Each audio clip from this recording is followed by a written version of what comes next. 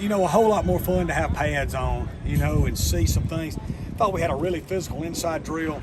Thought it was the best punt period we've had since we've been here. Just the physicalness of the punt protection with the amount of players we have, our big guys in the shield.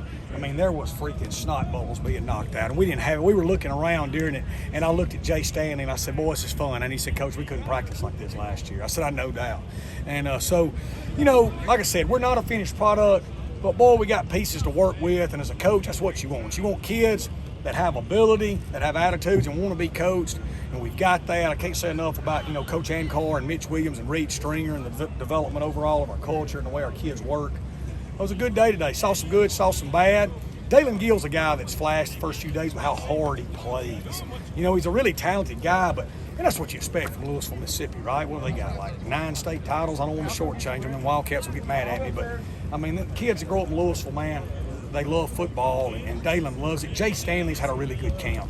He had 2 great days. We'll have to see the tape from today, and, so that will open it up.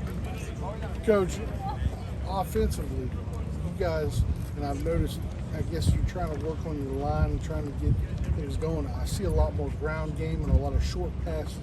Just go through me with that. Is that just the process, or is it some type of plan y'all plan on having?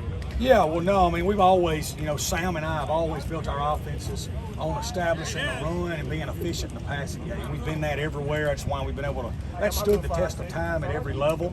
To put a ring on your finger, you have to find ways to run the football, and you've got to be extremely efficient in the passing game. We've been able to do that. It's just day 3, so we're just installing. This is the 3rd installation of our base offense. But that's every day, there'll be multiple pieces. We're able to work some 3rd and medium today. It's first day of working some 3rd down. We'll get to some 3rd and long tomorrow. But I'm pleased with overall progression, of our quarterbacks and O-line, which was the biggest question marks from last year, right? We didn't play well at either spot. I think we're much better now. Are we a finished product? No, but we are moving in the right direction. Will, kind of along the same lines, first day of pass, I'm just curious what you thought of your O-line today. Yeah, I thought we were extremely physical in inside drill. That on both sides of the ball. That was just a great period of contact, double teams, getting off blocks, blocking. I thought we had some good plays offensively, some good plays defensively today, which is what you want to see as the head coach. We had our first turnover today in 3 days offensively, and it was on a ricocheted pass that should have been caught. So I've been really pleased with our quarterbacks that we haven't been throwing it to the other team. We had one that should have been a pick today, and the defense dropped it. But overall, we protected the football, and that's what we're preaching. To win, you got to first do the things that, to stop doing the things that make you lose. Coach, could you talk a little bit about how big it is for you to have some concept continuity with Coach Greg? Oh, it's huge, man. It's huge. Sam Gregg, man, if first off, he's a great coach and a great teacher, or we wouldn't have made it this long together. We both love football. We're both junkies. But, man, Sam Gregg is just a loyal dude. Like, he understands that the number one job of an assistant coach is to make the head coach's job easier. Like, that's your number one job, and I tried to always do that when I was an assistant coach. And he does that every day, and I thank the good Lord he's with us.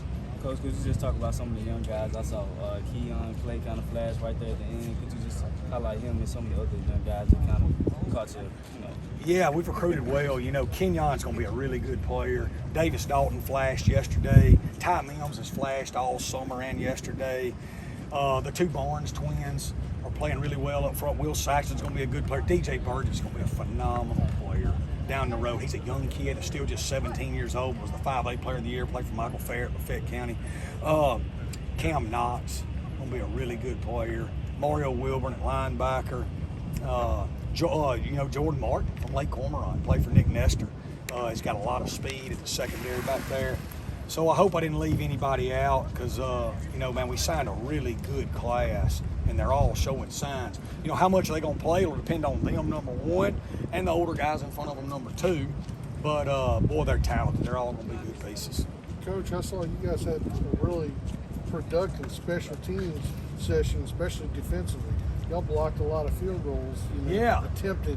Just talking about that, Yeah, first day of going live field goal. We'll have to see what the issues were with the protection, but it was great to see guys getting in there. Got our hand on 2 of them, I think, out of the 8 we kicked or whatever. So we'll look at it and see what happened. A lot going on in there for me to single anybody out. But yeah, we practiced punt and punt block today. And I thought we had unbelievable work and physicality and field goal in all 3 phases.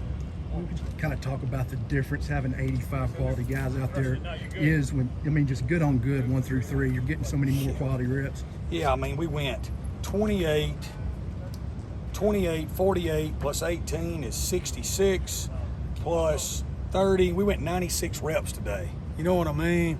Like, man, you can't do. We would have had no chance at that last year. So that's just the overall, the cumulative effect of work, right? Well, we're getting more work done with more kids, so more people are getting incrementally better over time, and that's huge, you know. And so, like I said, the overall health and well-being of the program and able to function like a real program has been fixed. Now we're young. We got some guys that haven't played at Southern Miss. We got to put it all together and do those things, but we fixed the foundation. You know what I mean? As far as the roster, academically, culturally, how we treat people, like those things are in place, and we're winning in those areas. Now we got to win on the field. I understand that. Will, I haven't seen Calvin McMillan able to do much so far. What's his outlook here? Yeah, so Calvin's got a chip bone in his hand. He got some pins in it. Those will be getting out soon, and he'll be back in full gear. He practices every day. He just can't go contact.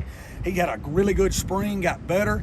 He's really matured as a human being. Proud of him for that. Got a great mom and daddy from Houston, Mississippi. Played for old Ty Harden, who's a real tough guy, man. I recruited Ty back in the day. And Calvin's going to be a really good player. He keeps maturing, and he's got a lot of talent. He should be clear here in the next few days or so.